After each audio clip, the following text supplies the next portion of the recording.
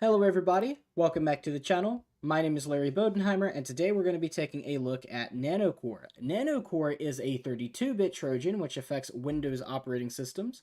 We take a look over here. This was first submitted about 3.5 hours ago, last submitted about 10 minutes ago by yours truly. And of course, we always ignore creation times because there's no way. If we take a look at detections, we have 53 out of 72 AV engines on Virus Total detecting this. And having that many detections within only 3.5 hours, pretty big L for the malware writers, but good for us. Here are your tags for the video: portable executable, persistence, overlay, checks user input, detects debug environment, long sleeps, and malware. Popular threat label is Trojan AutoIt/NanoCore. Threat categories are Trojan and Dropper, and family labels are AutoIt, NanoCore, Encrypt, Inject. It would take longer to see the big names that are detecting this. So let's take a look at the ones that are not. And if you want to follow along on your own, the MD5, SHA-1, and SHA-256 will be in the comment section. And let's take a look over here. Any big names? Don't see any. No, it looks like we've got a pretty big... Oh. Webroot has a detection for them. It's extremely rare for Webroot to detect anything on VirusTotal, so good for them. But I don't see any big names that don't have a detection for it, so pretty good there.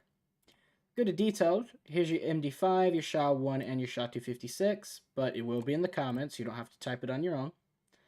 And we take a look at the uploaded names. We've got async.filt.exe, which is the one that I have, and then 2 random strings, which are probably off of malware repositories.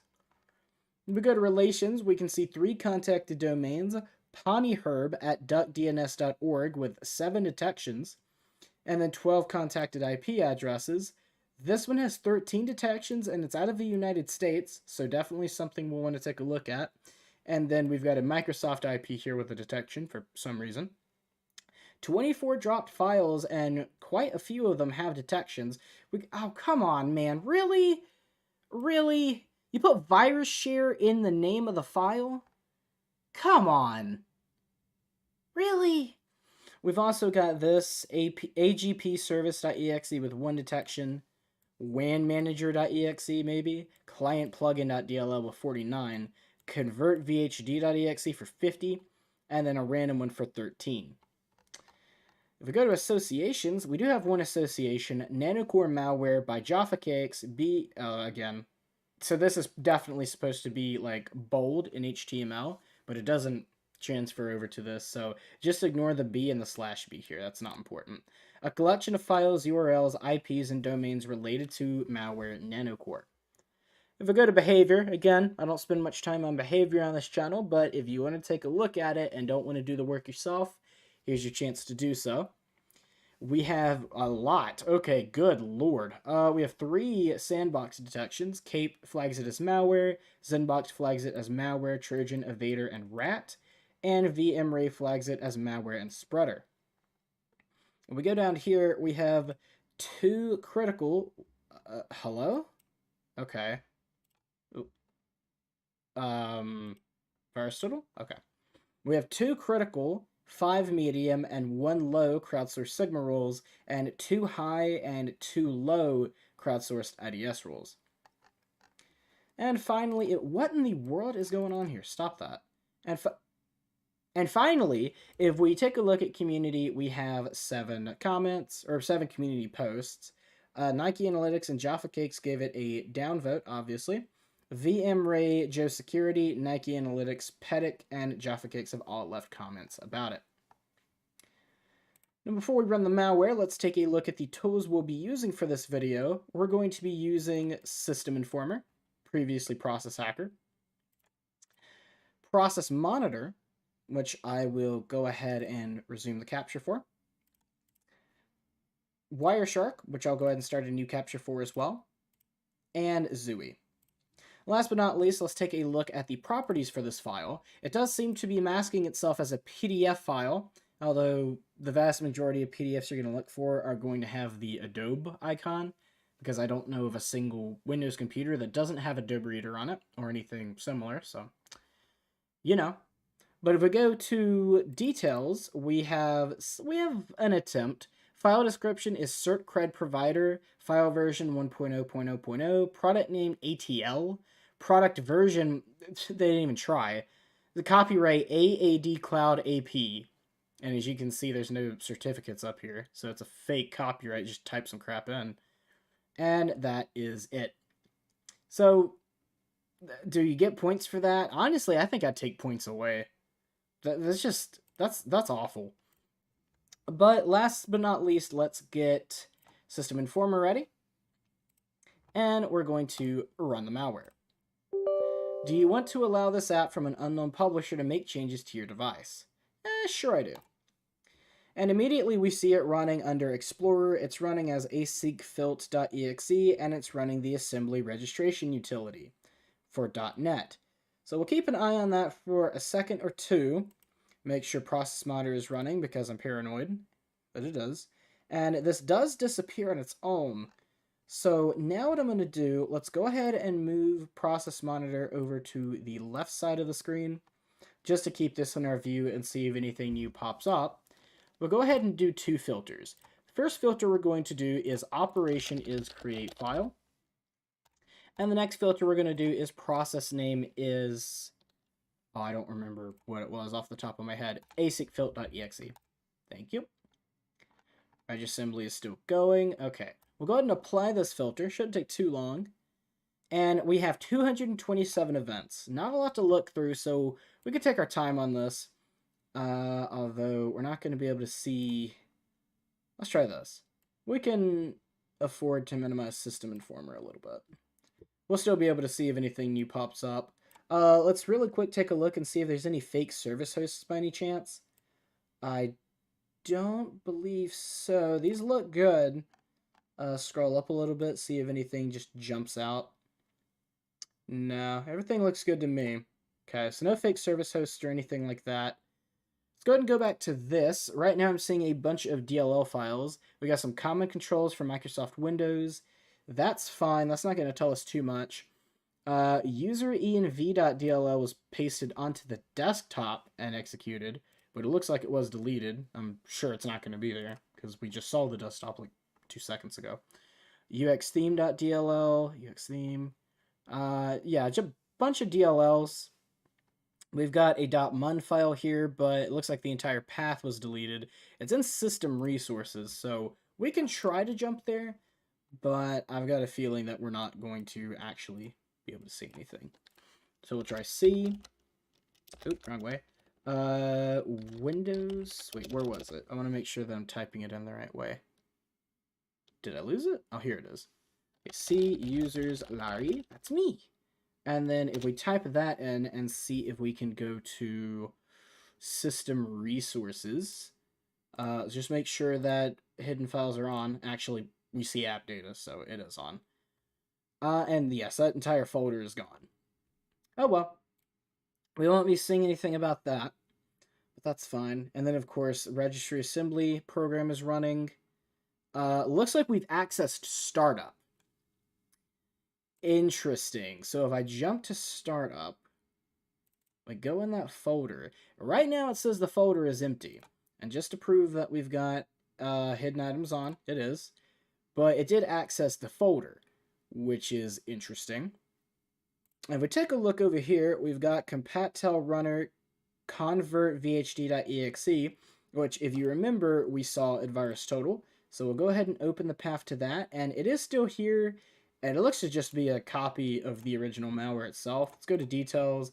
Yeah, it looks to be the exact same thing. I'll run it through VirusTotal just to make sure. So let's go ahead and duplicate the tab and just shove this in here.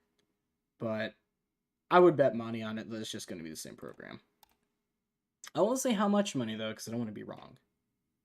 It looks like this particular version hasn't been scanned before. Hey, how you doing? So this one is running under service host.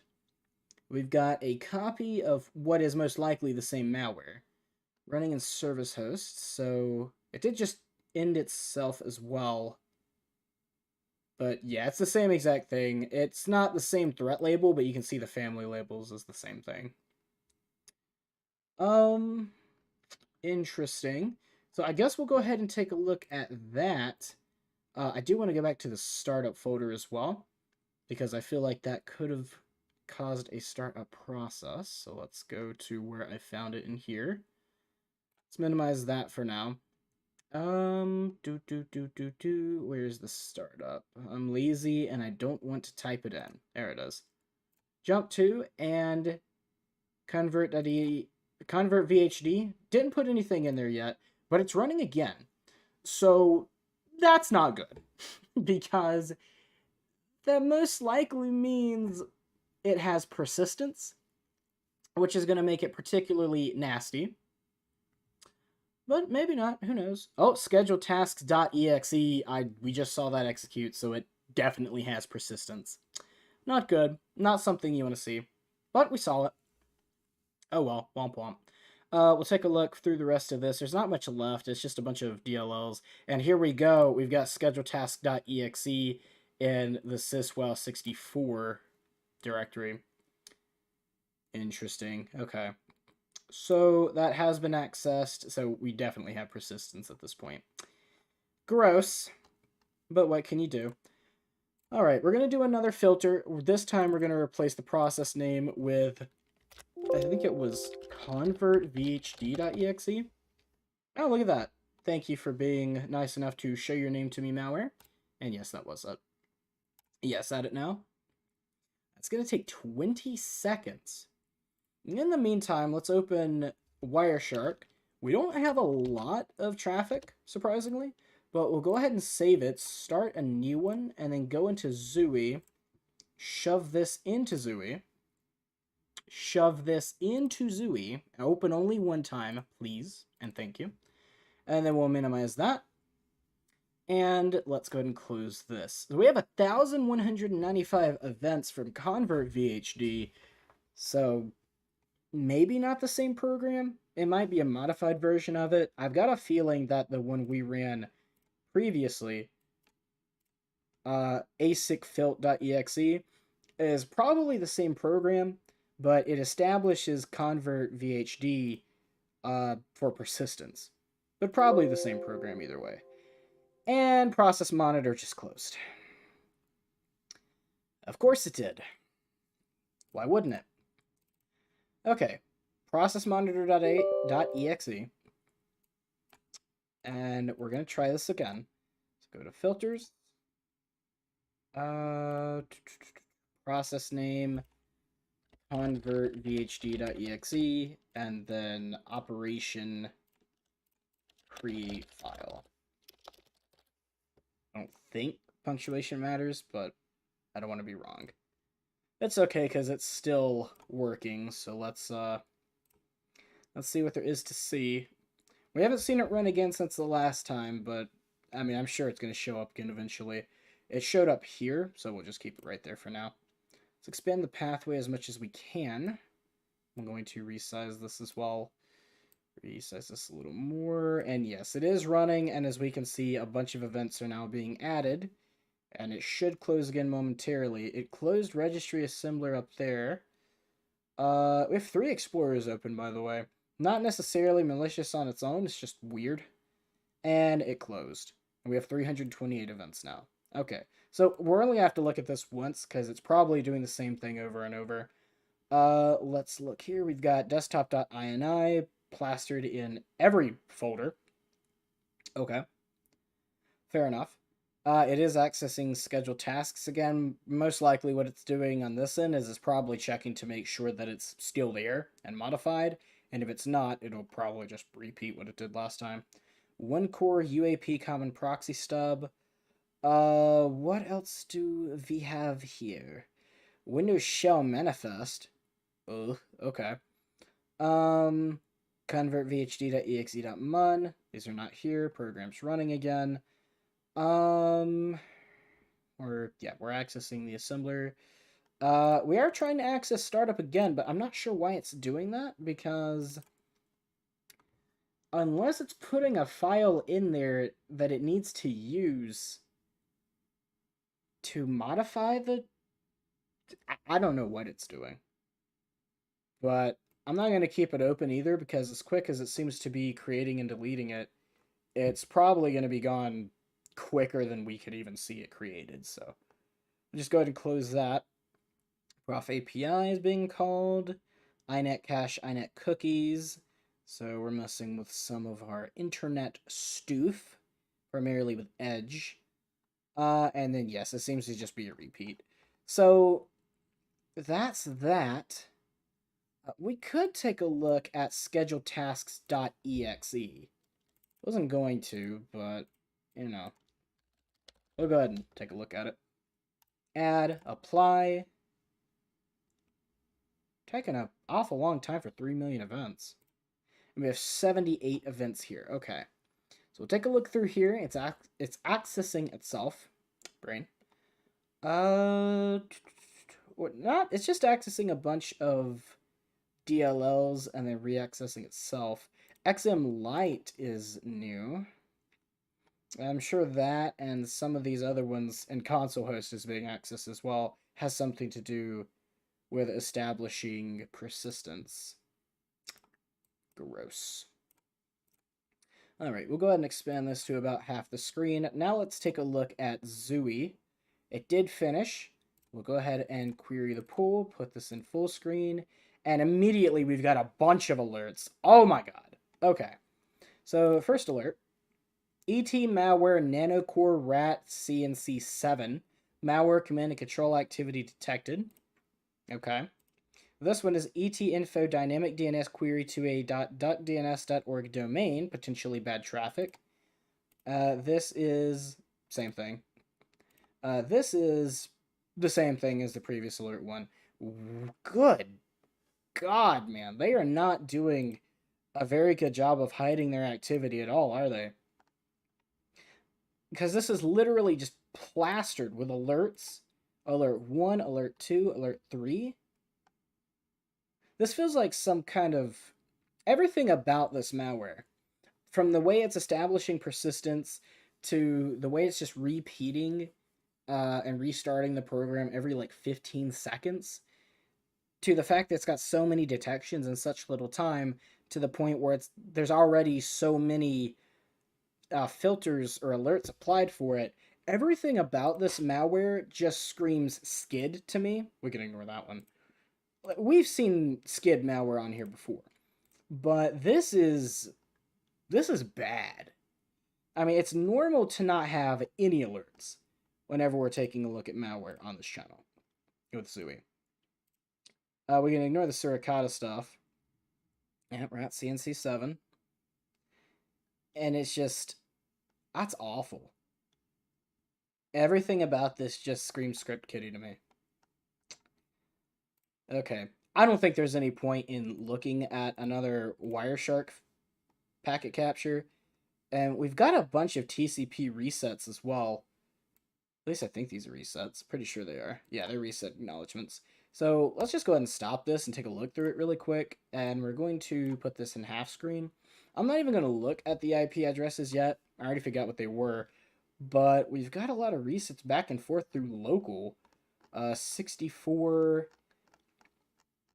I wonder why that is.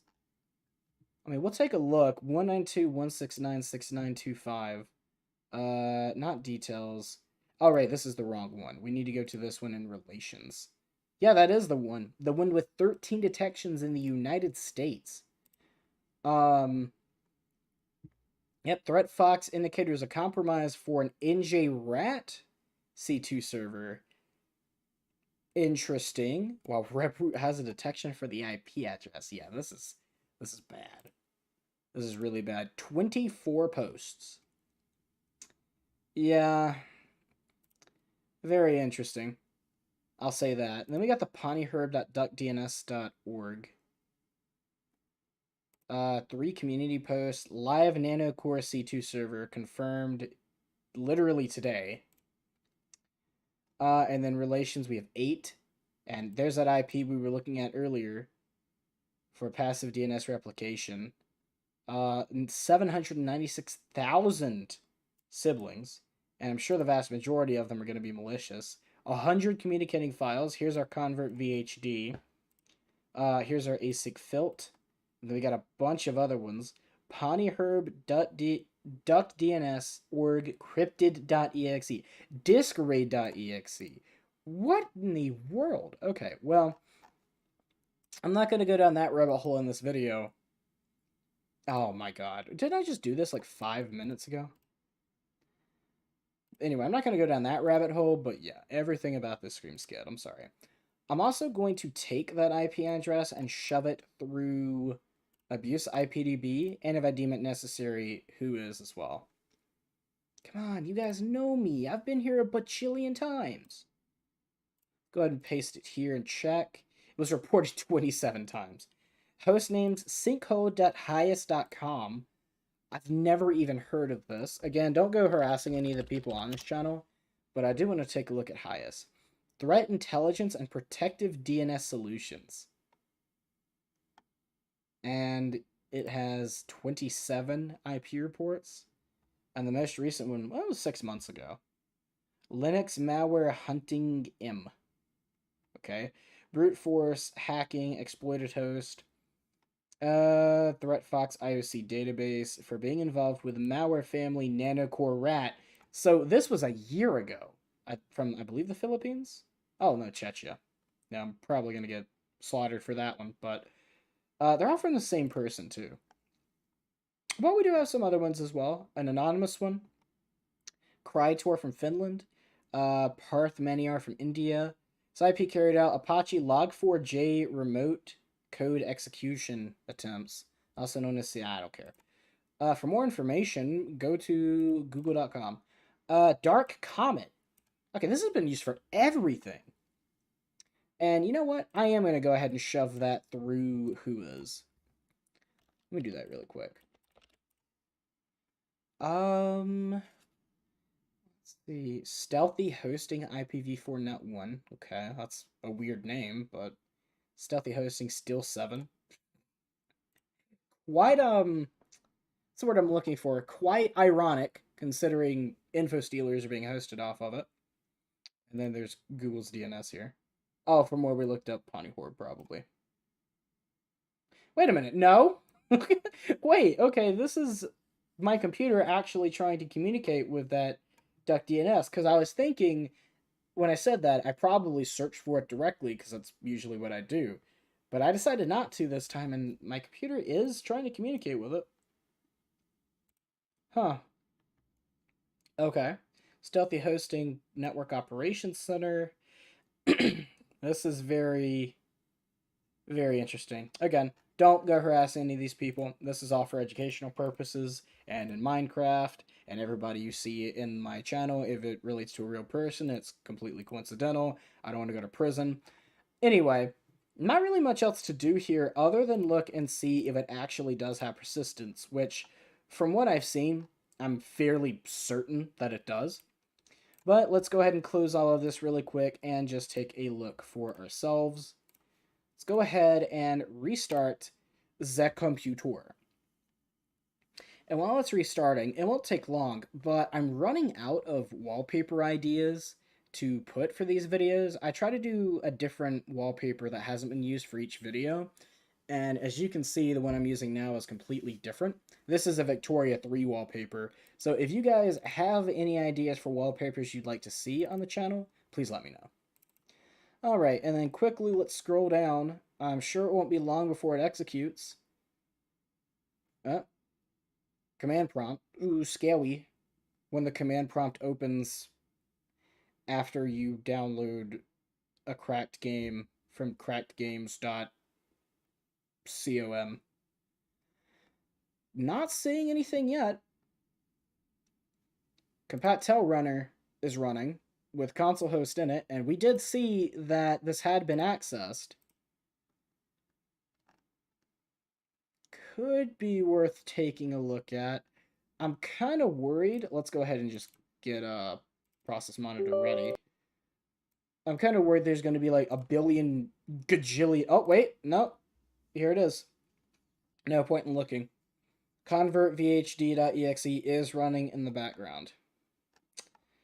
So we have confirmed that this does have persistence. Other than that, that is going to be it for this video. It's a Trojan. It's an RAT. It's not an info stealer. You're screwed. Get an AV, hope it grabs everything, and if you're ultra paranoid, it's time to factory reset the computer. Other than that, thank you guys for watching. I hope you guys did enjoy the video. If you guys are new to the channel, please make sure to leave a like. Leave a comment in the comment section down below and let me know what you found interesting about this one. Also, let me know if there's anything I did not do that you want to see in future videos. And if there is something I did do that you didn't like, please let me know as well so I know to cut it out. I try to keep every video within the 30-minute mark, and I know some people are wanting me to add certain things that would push the video over that. So I'm trying to figure out if there's anything I can cut out that's not interesting or not really worth it. So just let me know. Anyway, my name is Larry Bodenheimer. You guys have been amazing, and I will see you in the next one.